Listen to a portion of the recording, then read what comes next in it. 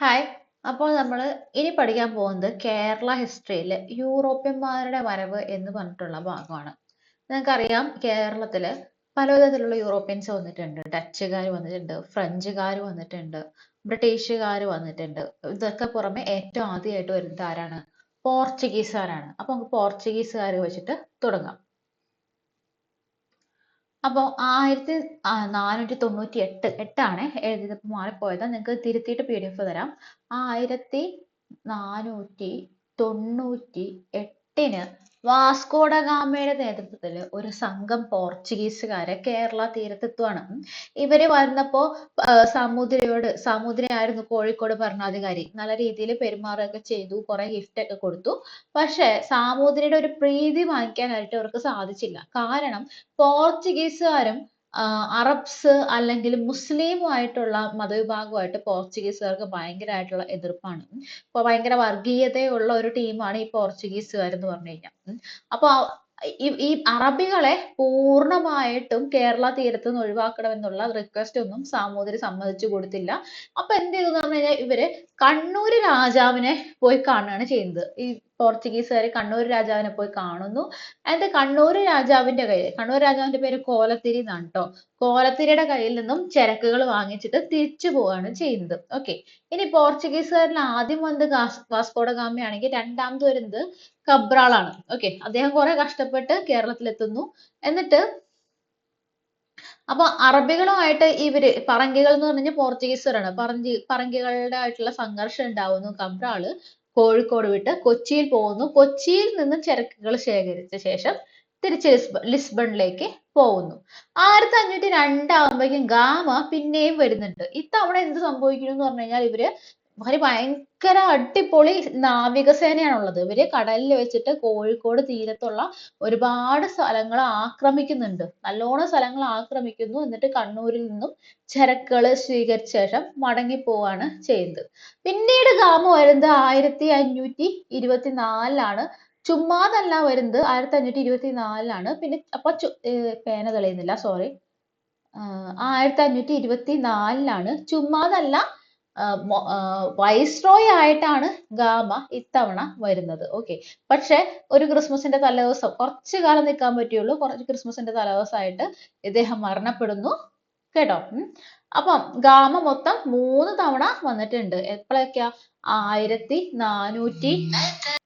അപ്പൊ എപ്പോഴൊക്കെയാണ് ഗാമ വരുന്നത്? 1498 വരുന്നുണ്ട്, 1502 വരുന്നുണ്ട്, 1524 വരുന്നുണ്ട്. ഓക്കെ. 74 വരുന്നതാണ് അവസാനമായിട്ട് വരുന്നത്. ഓക്കെ. ഇത്രയും കാര്യങ്ങളൊന്ന് ഓർത്ത് വെച്ചേക്കാം. ഇനി അൽബൂക്കർക്ക് എന്ന് പറഞ്ഞിട്ടുള്ള ഒരു പോർച്ചുഗീസുകാരനുണ്ട്. ഇദ്ദേഹം എന്ന് പറഞ്ഞു കഴിഞ്ഞാൽ ബാക്കിയുള്ള പോർച്ചുഗീസുകാരിൽ നിന്നും കുറച്ച് വ്യത്യസ്തതയായിട്ടുള്ള ആളാണ്. അതായത് ബാക്കിയുള്ളവർ ഭയങ്കര വയലന്റ് ആണ്. അതായത് ഭയങ്കരമായിട്ട് ആൾക്കാരെ ആക്രമിക്കുക, പിന്നെ ഭയങ്കര പ്രാകൃതമായിട്ടുള്ള കുറെ ശിക്ഷാ നടപടികളൊക്കെ ഉണ്ട്. നിങ്ങൾ ഉറുമി സിനിമ കണ്ടിട്ടുണ്ടെങ്കിൽ മനസ്സിലാവും. അതിൽ ഈ പോർച്ചുഗീസുകാരുടെ സ്വഭാവം നല്ലോണം കാണിക്കുന്നുണ്ട്. അപ്പൊ ഇവരിങ്ങനെ കൈ വെട്ടുക, കാൽ വെട്ടുക, മൂക്ക് കരിയുക, അങ്ങനത്തെ പരിപാടികളൊക്കെ ഉണ്ട്. അപ്പൊ അൽബൂക്കർക്ക് എന്ന് പറഞ്ഞാൽ അദ്ദേഹം വളരെ മാന്യനാണ്, വളരെ നല്ലവനാണ് എന്നല്ല, പക്ഷെ അവർ കുറച്ചുകൂടി ഡിപ്ലോമാറ്റിക് ആയിട്ടുള്ള ഒരു സ്റ്റേറ്റ്സ്മാൻ എന്ന് പറയുന്നത് അൽബുക്കർക്ക് നല്ലൊരു സ്റ്റേറ്റ്സ്മാൻ ആയിരുന്നു എന്ന് പറയാം. അപ്പൊ ഇദ്ദേഹത്തിന്റെ പ്രധാനപ്പെട്ട പോയിന്റ്സ്, 10th ലെവലിൽ പഠിക്കേണ്ട പ്രധാനപ്പെട്ട പോയിന്റ്സ് എന്ന് പറഞ്ഞു കഴിഞ്ഞാൽ, കൊച്ചിയിലെ മാനുവൽ കോട്ട നിർമ്മിച്ചത് ആരാണ് എന്ന ചോദ്യത്തിന് ഉത്തരം അത് നമ്മുടെ അൽബുക്കർക്ക് ആണ്. ഓക്കെ. പിന്നെ ബിജാപ്പൂർ സുൽത്താൻമാരിൽ നിന്ന് പിടിച്ചെടുത്ത ഗോവയിലേക്ക് കൊച്ചിയുടെ തലസ്ഥാനം മാറ്റുന്നത് ആരാ? അത് അൽബുക്കർക്കാണ്. മിശ്ര കോളനി വ്യവസ്ഥയുടെ ഉപജ്ഞാതാവ് എന്ന് പറയുന്നതും ആരാണ്? അൽബുക്കർക്കാണ് കേട്ടോ. ഇനി അൽമേഡ. ഇന്ത്യയിലേക്ക് വരുന്ന ആദ്യത്തെ പോർച്ചുഗീസ് വൈസ്രോയി എന്ന് പറയുന്നത് അൽമേഡയാണ് കേട്ടോ. ഇത് അൽമേഡ കഴിഞ്ഞതിന് ശേഷമാണ് അൽബുക്കർക്കും പിന്നെ അതുപോലെ തന്നെ നമ്മുടെ ഗാമയെല്ലാം വരുന്നത്. അപ്പൊ ഇന്ത്യയിലേക്ക് വരുന്ന ആദ്യത്തെ പോർച്ചുഗീസ് വൈസ്രോയി ആര് എന്ന ചോദ്യത്തിന്റെ ഉത്തരം അൽമേഡയാണ്. കണ്ണൂർ നഗരത്തില് സെന്റ് ആഞ്ചലോ കോള നിർമ്മിച്ചു കൊടുത്തു.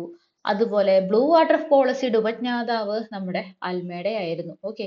ബ്ലൂ വാട്ടർ പോളിസിയുടെ ഉപജ്ഞാതാവ് എന്ന് പറയുന്നത് ആരായിരുന്നു? അൽമേഡയായിരുന്നു.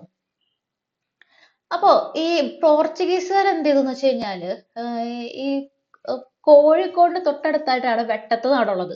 ആ രാജാവിന്റെ കയ്യിൽ നിന്നും അവിടെ ഒരു കോട്ട സ്ഥാപിക്കാനായിട്ട് അനുവാദം വാങ്ങിച്ചു.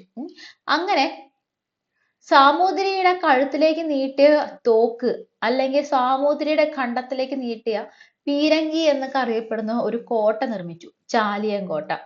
അതിന്റെ പേര് ചാലിയം കോട്ട നിർമ്മിക്കുന്നത് 1500 ചാലിയം കോട്ട നിർമ്മിച്ചതിന് ശേഷം അത് കുഞ്ഞാലി മരക്കാരന്മാരുടെ നേതൃത്വത്തിൽ പിടിച്ചെടുക്കുന്നത് 1571 ട്ടോ. 1571 സാമൂതിരി ചാലിയം കോട്ട പിടിച്ചെടുക്കുന്നത് കേട്ടോ. ഈ കുഞ്ഞാലി മരക്കാരന്മാരെ പറ്റിയിട്ട് കുറച്ച് ക്വസ്റ്റ്യൻസ് ഒക്കെ പഠിക്കേണ്ടതുണ്ട്. സാമൂതിരിയുടെ നാവിക സൈന്യത്തിന്റെ പടത്തലവന്മാരായിരുന്നു കുഞ്ഞാലി മരക്കാരന്മാർ. ഇവര് 4 പേരുണ്ടായിരുന്നു, കുഞ്ഞാലി 1, കുഞ്ഞാലി 2, കുഞ്ഞാലി 3 എന്ന് പറഞ്ഞിട്ട്. സമുദ്രാധിപത്യമായിരുന്നു സാമൂതിരിയും പോർച്ചുഗീസുകാരും തമ്മിലുണ്ടായിരുന്ന കടുത്ത പോരാട്ടങ്ങളുടെ ലക്ഷ്യം. ഓക്കെ, സോ സമുദ്രാധിപത്യം. അപ്പോ പോർച്ചുഗീസുകാർക്കും നല്ലൊരു നേവൽ എന്താ പറയാ, നല്ലൊരു നേവൽ പടയുണ്ട്, നല്ലൊരു ഒരു സൈന്യമുണ്ട്. അതുപോലെ തന്നെ കുഞ്ഞാലി മരക്കാർമാരും ഭയങ്കര അടിപൊളി സൈന്യമായിരുന്നു, നാവിക സൈന്യമായിരുന്നു. ഓക്കെ, അത് സാമൂതിരിമാരുടെ ഈ ഈ സൈന്യ എന്താണ് നാവികപ്പടയാണ് ഈ കുഞ്ഞാലി മരക്കാർ എന്ന് പറഞ്ഞാൽ. അപ്പൊ ഇവർക്ക് നമ്മൾ ഈ ഗറില്ല യുദ്ധമുറ എന്ന് കേട്ടിട്ടില്ലേ, അതായത് ഒളിച്ചിരുന്ന് പതുങ്ങിയിരുന്ന് പെട്ടെന്നുള്ള ആക്രമണം, അപ്പൊ പെട്ടെന്ന് ആ ഒരു സർപ്രൈസിൽ പിടിക്കുക, അതായിരുന്നു. അപ്പൊ ഗറില്ല യുദ്ധമുറകളായിരുന്നു കുഞ്ഞാലി മരക്കാർമാർ പോർച്ചുഗീസുകാർക്കെതിരെ സ്വീകരിച്ച യുദ്ധമുറ എന്ന് പറയുന്നത് കേട്ടോ. അടിച്ചിട്ടിട്ട് കടന്നു കളയേക്കാം. അപ്പൊ അങ്ങനെയുള്ള ഒരു സമരതന്ത്രമാണ് ഇവർക്ക് ഉണ്ടായിരുന്നത്.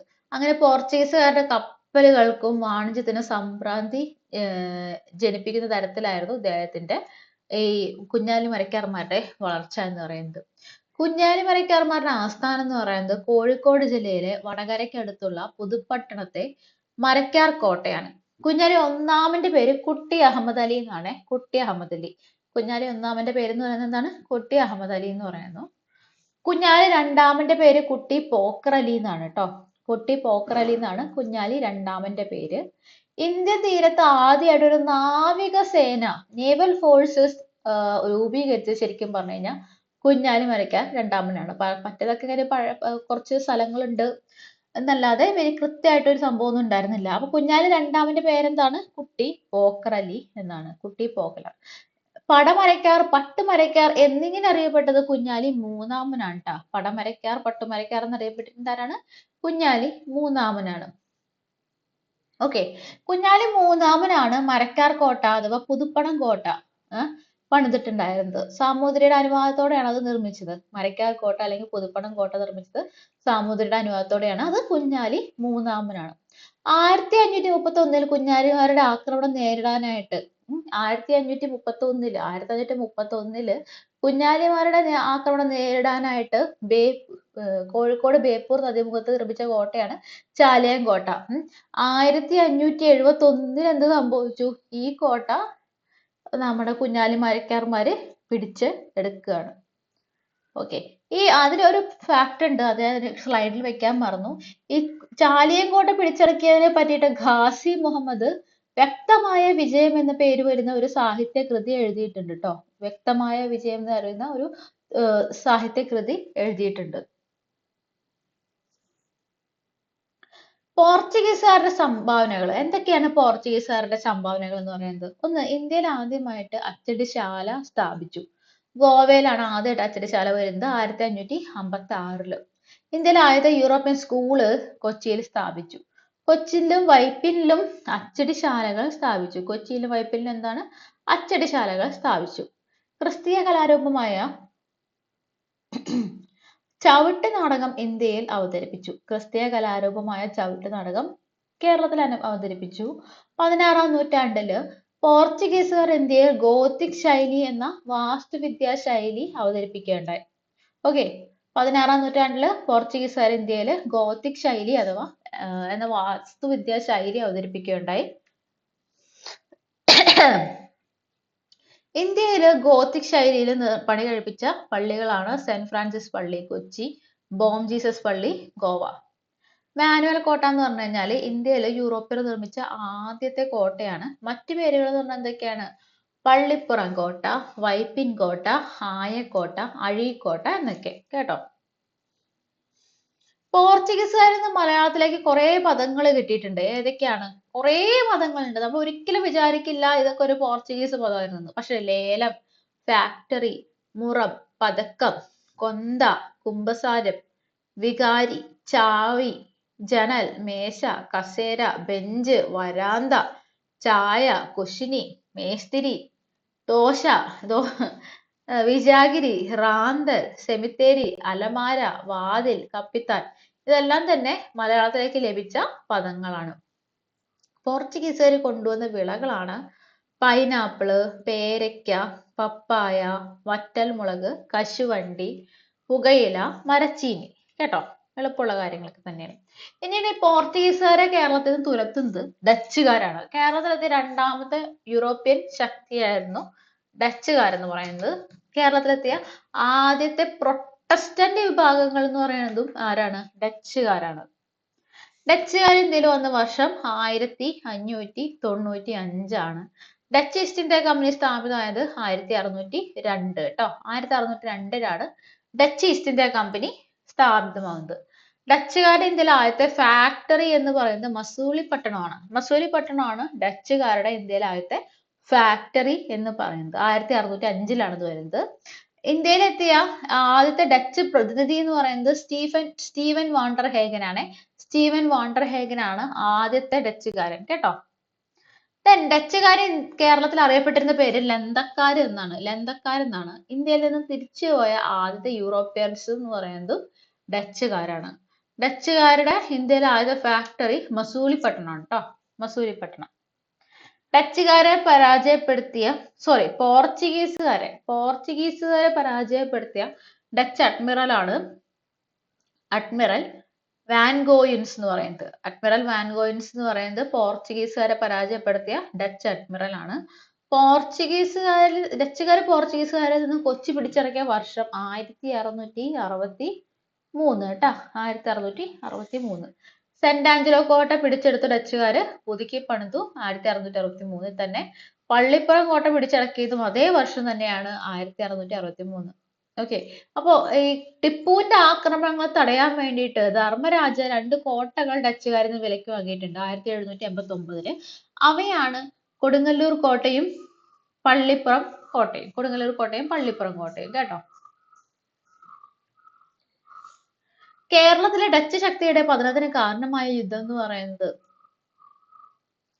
നമ്മുടെ 1741 നടന്ന കുളച്ചൽ യുദ്ധമാണ്. ഇന്ത്യയുടെ തെക്ക് പടിഞ്ഞാറ് ഭാഗത്ത് ഡച്ചുകാരുടെ ശക്തി ക്ഷയിക്കാൻ കാരണമായ യുദ്ധമാണ് കുളച്ചൽ യുദ്ധം. തിരുവിതാംകൂർ രാജാവ് മാർത്താണ്ഡവർമ്മ ഡച്ചുകാരുടെ എതിരായിട്ടാണ് ആ യുദ്ധം നടന്നത്. അതിന്റെ കാരണം എന്ന് പറയുന്നത് മാർത്താണ്ഡവർമ്മയുടെ തലസ്ഥാനമായ കൽക്കുളം പിടിച്ചെടുക്കാൻ ശ്രമിച്ചതാണ്. ഡച്ച് ഭരണം കേരളത്തിൽ അവസാനിക്കാൻ കാരണമായ ഉടമ്പടിയാണ് മാവേലിക്കര ഉടമ്പടി. 1753 ഓഗസ്റ്റ് 15. ഈ ഉടമ്പടി പ്രകാരം ഡച്ചുകാർ ഇനിമേൽ ചെറു രാജ്യങ്ങളുടെ ആഭ്യന്തര കാര്യങ്ങളിൽ ഇടപെടില്ല എന്നും തിരുവിതാംകൂറിന്റെ ശത്രുരാജ്യങ്ങളായിട്ട് സഖ്യം കൂടില്ല എന്നും തീരുമാനമായി. അപ്പൊ ഏതാണ് ഉടമ്പടി? മാവേലിക്കര ഉടമ്പടിയാണ്. വർഷം 1753. ഓക്കെ. മാവേലിക്കര ഉടമ്പടി പ്രകാരം ആരൊക്കെ തമ്മിലായിരുന്നു? മാർത്താണ്ഡവർമ്മയും ഡച്ചുകാരും തമ്മിലായിരുന്നു. അതും ഓർത്തിരിക്കേണ്ട ഫാക്ട് ആണ്. ഓക്കെ. അപ്പം എങ്ങനെയാണ് ഇതിന്റെ ചരിത്രം എന്ന് പറഞ്ഞു കഴിഞ്ഞാല് ഈ ശ്രീലങ്കയിൽ ഡച്ചുകാർക്ക് അവരുടെ സൈന്യമുണ്ട്. ഓക്കെ. അപ്പൊ സിലോണിൽ നിന്നുള്ള ആൾക്കാർ കൽക്കുളത്ത് പീരങ്കിപ്പടയായി എത്തിച്ചേർന്നു. കോട്ടാർ വരെയുള്ള തിരുവിതാംകൂർ പ്രദേശങ്ങൾ പിടിച്ചടക്കി കൽക്കുളത്തേക്ക് നീങ്ങി. ഇതറിഞ്ഞ മാർത്താണ്ഡവർമ്മ കുളച്ചലിൽ വെച്ച് ഡച്ച് സൈന്യവുമായി ഏറ്റുമുട്ടി വിജയിച്ചു. ഡെലനോയ് ഉൾപ്പെടെ നിരവധി ഡച്ചുകാരെ തടവുകാരാക്കി. തുടർന്ന് ഡെലനോയ് രാജാവിന്റെ വിശ്വാസം സമ്പാദിക്കുകയും തിരുവിതാംകൂറിന്റെ സർവ്വസൈന്യാധിപനാവുകയും ചെയ്തു. ഇതിൽ ജയം ആർക്കാണ് ഉണ്ടായത്? മാർത്താണ്ഡവർമ്മയ്ക്കാണ് ഉണ്ടായത്. അപ്പം പിന്നീട് എന്ത് ചെയ്തു? ഇദ്ദേഹം യൂറോപ്യൻ രീതിയിൽ നന്നായിട്ട് സൈന്യത്തിനെ സംഘടിപ്പിക്കുന്നുണ്ട്. അങ്ങനെ മാർത്താണ്ഡവർമ്മയുടെ സൈന്യം വളരെ ശക്തി ആർജിക്കുകയും ചെയ്യുന്നുണ്ട്. വലിയ കപ്പിത്താൻ എന്നാണ് അറിയപ്പെട്ടിരുന്നത്. ഇനി ഡച്ചുകാരുടെ സംഭാവനകൾ നോക്കാം. ഡച്ചുകാരുടെ സംഭാവനകളാണ്: കുഷ്ഠരോഗികൾക്കായിട്ട് പള്ളിപ്പുറത്ത് ഒരു ആശുപത്രി നിർമ്മിച്ചു. ചേറ്റുവ കോട്ട, അതായത് ഗുരുവായൂരിലുള്ള ഒരു കോട്ടയാണ്, അത് ഡച്ചുകാര് നിർമ്മിച്ച കോട്ടയാണ് ചേറ്റുവ കോട്ട. ഇത് പിന്നെ ഏറ്റവും പ്രധാനപ്പെട്ട സംഭാവന എന്ന് പറയുന്നത് ഹോർത്തൂസ് മലബാറിക്കസ് ആണ്. ഡച്ചുകാരുടെ ഏറ്റവും വലിയ സംഭാവനയാണ് ഹോർത്തൂസ് മലബാറിക്കസ്. അതൊരു വലിയൊരു പുസ്തകമാണ്. 742ഓളം സസ്യങ്ങളുടെ പേര് പരാമർശിക്കുന്ന ഒരു പുസ്തകമാണ് ഹോർത്തൂസ് മലബാറിക്കസ് എന്ന് പറയുന്നത്. ലാറ്റിനിൽ ആണ് ഇത് എഴുതിയിരിക്കുന്നത്. മറ്റൊരു പേര് കേരള രാമം എന്നാണ്. അഡ്മിറൽ വാൻഡേഡ് ആണ് ഈ ഗ്രന്ഥം തയ്യാറാക്കിയത്. ഓക്കെ. പിന്നെ ബോൾഗാട്ടി കൊട്ടാരം, അത് 1744 കൊച്ചിയിൽ നിർമ്മിച്ചിട്ടുണ്ട്. ഉപ്പ് നിർമ്മാണം, തുണിക്ക് ചായ മുക്കൽ എന്നിവ സംഭാവന ചെയ്തു.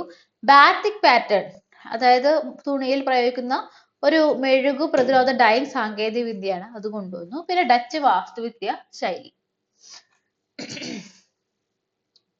ഹോർത്തൂസ് മലബാറിക്കസിന്റെ രചനയെ സഹായിച്ച ഗൗഡ സാരസ്വത ബ്രാഹ്മണരാണ് രംഗഭട്ട്, അപ്പുഭട്ട്, വിനായക ഭട്ട്. രചനയിൽ സഹായിച്ച കാർമൽ പുരോഹിതൻ ജോൺ മാത്യൂസ്, ഫാദർ മാത്യൂസ്.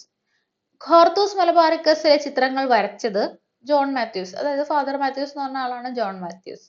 രചനയെ സഹായിച്ച മലയാളി വൈദ്യനാണ് ഇട്ടി അച്യുതൻ. ഹോർത്തൂസ് മലബാറിക്കസിന്റെ ഇത് രചിക്കാൻ സഹായിച്ച ഇട്ടി അച്യുതന്റെ സ്മാരക സ്ഥിതി ചെയ്യുന്നത് കടകരപ്പള്ളി, ആലപ്പുഴ കേട്ടോ. ഇനി ഫ്രഞ്ചുകാരെ പറ്റി നോക്കാം. ഏറ്റവും അവസാനമാണ് ഫ്രഞ്ചുകാർ ഇന്ത്യയിലെത്തുന്നത്. ഫ്രഞ്ച് ഈസ്റ്റ് ഇന്ത്യ കമ്പനി സ്ഥാപിതമായത് 1664 ഫ്രഞ്ച് ഈസ്റ്റ് ഇന്ത്യ കമ്പനി സ്ഥാപിക്കുന്ന സമയത്ത് ഫ്രഞ്ച് ചക്രവർത്തി ആരാണ്? ലൂയി 14 തെക്കേ ഇന്ത്യയുടെ കിഴക്ക് പടിഞ്ഞാറ് തീരങ്ങളിൽ നിന്ന് അടിമകളെ കയറ്റി അയച്ചിരുന്ന സാമ്രാജ്യ ശക്തികൾ എന്ന് പറയുന്നത് ഫ്രഞ്ചുകാരാണ്. ഫ്രഞ്ച് കമ്പനി ഇന്ത്യയിൽ സ്ഥാപിച്ച 2 വ്യവസായശാലകൾ എവിടെയൊക്കെയായിരുന്നു? സൂററ്റിലും പിന്നീട് മസൂലി പട്ടണത്തിലുമാണ്. ഇന്ത്യയിലെ പ്രധാനപ്പെട്ട ഫ്രഞ്ച് താവളങ്ങൾ മാഹി, കാരക്കൽ, യാനം, ചന്ദ്രനഗർ, പോണ്ടിച്ചേരി എന്നിവയാണ്. ഫ്രഞ്ചുകാരുടെ ഇന്ത്യയുടെ ആസ്ഥാനം എന്ന് പറയുന്നത് പോണ്ടിച്ചേരിയാണ്. പോണ്ടിച്ചേരിയുടെ പിതാവ് എന്നറിയപ്പെടുന്ന ആളാരാണ്? ഫ്രാങ്കോയിസ് മാർട്ടിൻ ആണ്. ഫ്രാങ്കോയിസ് മാർട്ടിൻ ആണ്. കേരളത്തിലെ ഫ്രഞ്ച് വ്യാപാര കേന്ദ്രമാണ് മഹി അഥവാ മയ്യഴി എന്ന് പറയുന്നത്. ഇന്ത്യയിലെ ഇംഗ്ലീഷ് ചാനൽ എന്നറിയപ്പെടുന്നത് ഏതാണ്? മയ്യഴിപ്പുഴയാണ് അഥവാ മാഹി നദിയാണ്. മാഹിയിൽ വ്യാപാരം ചെയ്യുന്നതിന് ഫ്രഞ്ചുകാർ അനുമതി വാങ്ങിയത് ഏത് രാജാവിൽ നിന്നാണ്? വടകരയിലത്തെ ഭരണാധികാരിയിൽ നിന്നാണ് മാഹിയിൽ വ്യാപാരം ചെയ്യുന്നതിന് ഫ്രഞ്ചുകാർ അനുമതി വാങ്ങിയത്.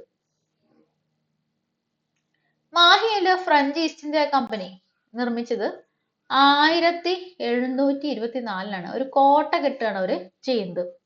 1725 കടത്തനാട്ട് രാജാവിൽ നിന്നും മാഹി പിടിച്ചെടുക്കാൻ നേതൃത്വം നൽകിയ ക്യാപ്റ്റൻ വലിയൊരു പേരാണ് ബെർട്രാൻഡ് ഫ്രാങ്കോയിസ് മാഹി ഡിലെ ബോണേഴ്സ്. അപ്പൊ ബെർട്രാൻഡ് എന്ന് മാത്രം ഓർത്ത് വെച്ചാൽ മതി. ഫ്രഞ്ചുകാർ ഇന്ത്യ വിട്ടുപോയ വർഷം 1954. ഫ്രഞ്ച് ഈസ്റ്റ് ഇന്ത്യ കമ്പനി സ്ഥാപിക്കുന്ന സമയത്ത് ഫ്രഞ്ച് ചക്രവർത്തി ലൂയി 14 നമ്മൾ പറഞ്ഞിരുന്ന പോലെ. ഇത് റിപ്പീറ്റ് ആയിട്ട് വന്നതാണ് ഈ സ്ലൈഡ്. അപ്പൊ ഇത്രയൊക്കെയാണ് നമുക്ക് യൂറോപ്യന്മാരുടെ വരവിനെ പറ്റി പഠിക്കാനുള്ളത്. ജസ്റ്റ് ഒന്ന് ക്ലാസ് കേൾക്കുക, അതിനുശേഷം ഒന്ന് PDF വായിക്കുക, അപ്പൊ തന്നെ നിങ്ങൾക്ക് സംഭവം കിട്ടും. അത്രയും വലിയ സംഭവമൊന്നുമില്ല, എല്ലാവർക്കും പഠിച്ചെടുക്കാവുന്ന കാര്യങ്ങളേ ഉള്ളൂ. അപ്പൊ എല്ലാവരുടെയും പഠനത്തിനും all the best. Thank you.